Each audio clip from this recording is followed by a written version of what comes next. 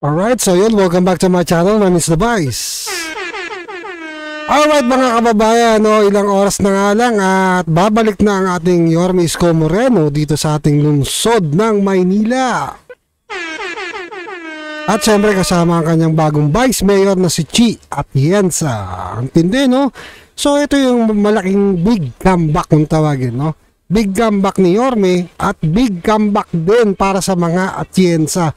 So sa mga taga Maynila, sa mga hindi nakakalam, ilang taon na din hindi humawak ng posisyon.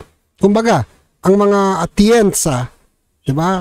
Although meron naman sila mga hawak sa ibang district, kumbaga, may mga konsel. Pero ito, sa pagiging vice mayor, at hindi ko natin masasabi, baka sa susunod, pwedeng maging mayor, di ba? Diba? The biggest comeback to para sa dalawa. Yorme Isko and Chi Atienza. So ito mga kababayan, nakakatuwa lang mo talaga. Ang dami po talagang sumusuporta dito kay Yorme Isko at kay Chi Atienza. At samantalang itong si hindi ko po malaman, parang nagmamakaawa. Ito, tingnan niyo po yung post ni SB. Yeah. May sabi ni SB. Kita nyo? Ayan Ang sabi ni SB dito, Samber Sosa, minsan lang po ako tatakbo. Sana wag nyo nang pong sayangin. Wala naman po kami dapat ikahinayang sa'yo. Hindi kami manghihinayang sa'yo. Actually, di ba? Kung tutusin nga ilang beses na natin sinabi ang paulit-ulit sa mga video natin na hindi ko talaga taga Maynila to. Di ba? Kay sa akin, hindi ko taga Maynila to. Di ba? Sa bibig niya nga nang galing, siya taga QC, di ba? Tapos siya taga Makati, sabi niya kay Rian Ramos. So, hindi ko talaga yan taga Maynila. So, ano pang hihinayangan namin sa'yo? Hindi ka naman taga Maynila. No?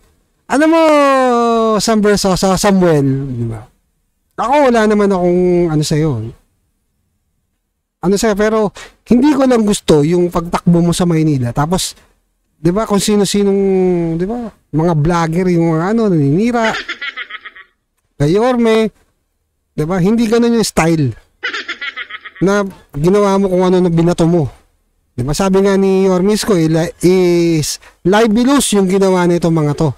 'Di ba? Isipin mo, ang binabato nila Harrison Plaza binenta daw. Hindi naman si Isko ang mayor. Tapos binenta daw yung Quinta Market. Hindi naman si Isko ang mayor nun. Tapos sinabi binenta daw yung UDM. Nandun naman yung UDM tsaka yung extension. Na?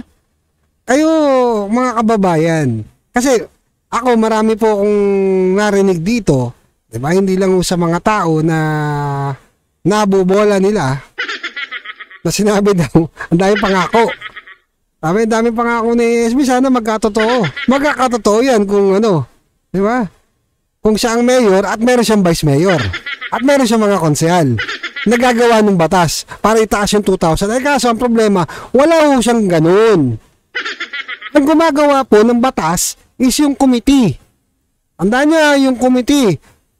Yung committee ng, di ba, ng liga. Di ba, ng konseho. Sila yung gagawa ng batas, ipapasa yung batas, aaprubahan ng vice mayor. Tapos saka aaprubahan ng mayor. Paano kung wala ka nung pare-pareho? Todas ka na. Diba?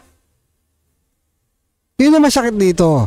Alright, so, eto mga kababayan, sa akin, wala naman to Kumbaga sa, this is sa politics. Diba? Kanya-kanyang yan, diba? Sa amin, kung ano na binato kay Yorme Isko, even me, ako, sinabihan ako magkano ba bayad sa akin. Sana all may bayad. Kasi simula ng presidential election, di ba, wala akong binibigay sa amin si Yorme.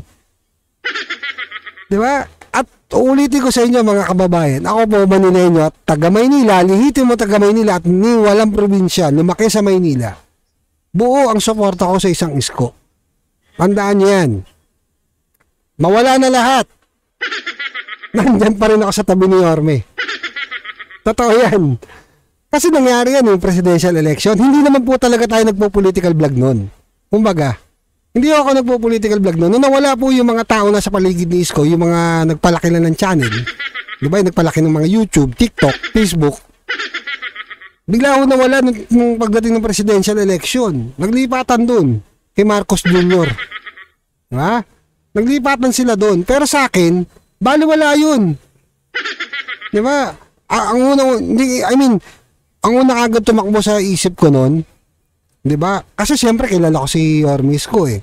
Vice Mayor pa lang yan, kilala ko na, naging 'di ba? Naging ano rin ako, naging ano rin tayo ng baranggayan, 'di ba? Naging ano rin tayo ng baranggayan. So, kumbaga, nung nakita ko si Yorme noon, iniwan ng mga vlogger. Nagba-vlog na din po tayo noon. Motovlog nga lang. Nakita ko noon, diba? Although nagmamotovlog tayo na, pero nag-aano rin tayo sa politika kasi noon pa man involved na tayo sa politics. So nung nakita akong iniwan si Yorme noon, doon na kagad ako gumawa ng paraan. Sabi ko, ano ko to? Hindi ko pwedeng iwan sa ere to. Ang laking tulong na ito eh. Nung ako noon, nangangailangan ako ng tulong noon, sa opisina niya, pabalik-balik ako nung humingi ako ng gamot. Humingi ako ng gamot noon sa tatay ko. Yeah. Kaya malaking tulong sa akin yun, no? Kaya ewan ko, yung pinapangako nito ni SB tsaka ni ni isa, ni ate, ngayon nangangako na naman. Hindi na lang ginawa, di ba? Yung 3 taon nakaupo. Kayo umusga. No? Yung pinapangako nito nung taon to, di ba? Matagal na pong nagawa ni Yorme. Di ba? Kaya yung bagay na ang hirap po iano sa tao, alam niyo mga kababayan, kasi may mga tao po talaga nabibili yung prinsipyo. 'Di ba? Nabigyan ka lang ng 5 kilong bigas, bumaliktad ka na. Nabigyan ka lang ng 1,000, bumaliktad na. 'Di ba? Kinuha ka ng coordinator, sige ka na. 'Di ba? Malaki bayad eh. 'Di ba? Oh. Ako mga kababayan, ni 5 duling ni piso wala po akong tinatanggap kay Yorme Isko. Buo 'yan. No? Buo ang loob ko na sinuportahan si Isko, wala po ako tinatanggap ni piso, ni 5, no? Andiyan ang Diyos, alam ng Diyos yan na wala akong tinatanggap kay Yorme, diba? Alam ng mga taong nasa paligid ko yan na hindi ako tumatanggap kay Isko. Even yung mga vlogger na niya na nandiyan, alam nila yan, hindi ako tumatanggap ni piso. Andaan nyo, kasi ang hinihingi ko dito, yung pagbabalik ni Isko, yung kapakinabangan. Naintindihan nyo? Kapakinabangan ng lahat. Yung lahat ng Manileño makikinabang. Hindi ako yung uri ng tao na ilalaban mo yung politiko mo, tapos ikaw lang yung gustong makinabang. Tama? Ang daming ganyan, yung tayo, ganito tayo. Tapos bandang ulo, pag hindi ka binayaran, minumura nyo. Diba? Sasama loob nyo. Ako kaya hindi sumasama loob ko kasi ni piso hindi ako tumatanggap dyan. Andaan niya yan mga kababayan. Hindi ako tumatanggap yan. Even kahit kanino sa grupo ni Isko, ni Yorme. No? Hindi ako tumatanggap dyan. So yun lang naman yung masasabi ko sa inyo. Diba? At ito nga mga kababayan, diba? Ang ganda po kasi ng tandem ni Yorme tsaka ni Vice Chi. Kumbaga. Diba? Ang ni Yorme dito is kumbaga, basic needs, di ba? Trabaho, kabuhayan, di ba? Di ba? Basic needs, kumbaga sinabi niya, nakalimutan ko at sinabi ni Yorme. Ano nga ba yung basic needs, Yorme? Anyway, maganda naman yung ilang na sinabi yun, di ba? Yung basic needs. Trabaho, di ba?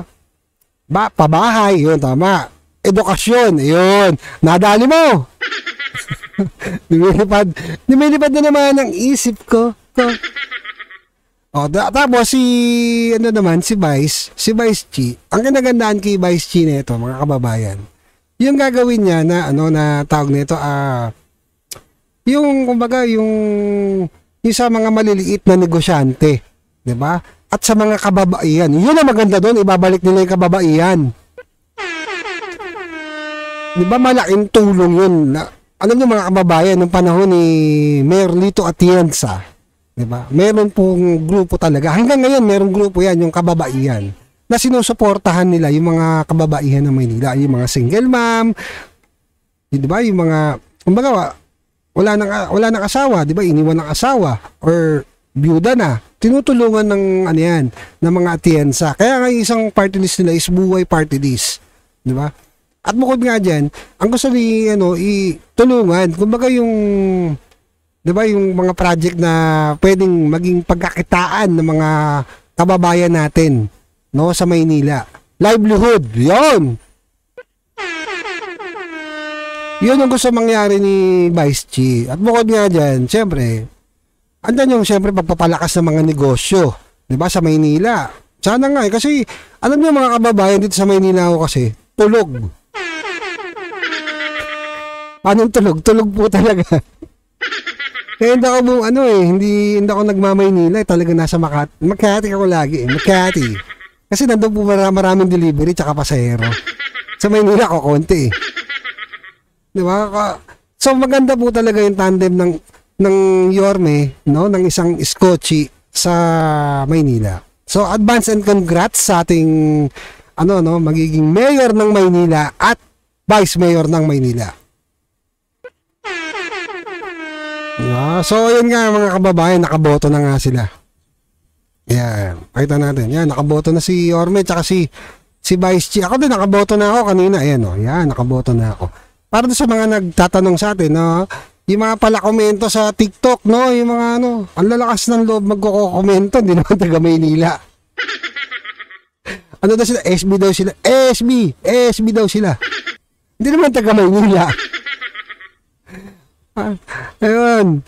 No, so natatawa lang po tayo mga kababayan kasi ultimo po yung mga hinahakot nila papuntang Maynila hindi naman binubutante. Oy! Tandaan nyo ha. Tanda ko kayo. Tandaan nyo yung face na to. After neto, bukas gagawa ulit ako ng video. Babanggitin ko kayo sa isa. Bakit hindi nyo napanali SB nyo? Anyway, yun lang mga kababayan, no? At advance congrats sa ating mayor, no? At ating vice mayor ng Maynila, no? Together, we will make Manila great again. Alright, so ingat kayo lahat. Maraming salamat po sa ating mga bagong followers from TikTok to YouTube and di ba? Facebook. O yung nga pala, yung Facebook ko na tag nito na na-restrict na naman. Hindi ko alam bakit ang dami nagmamos report. Alright, so yun lang naman, no? At ingat kayo lahat. And Manila, God first. Alright.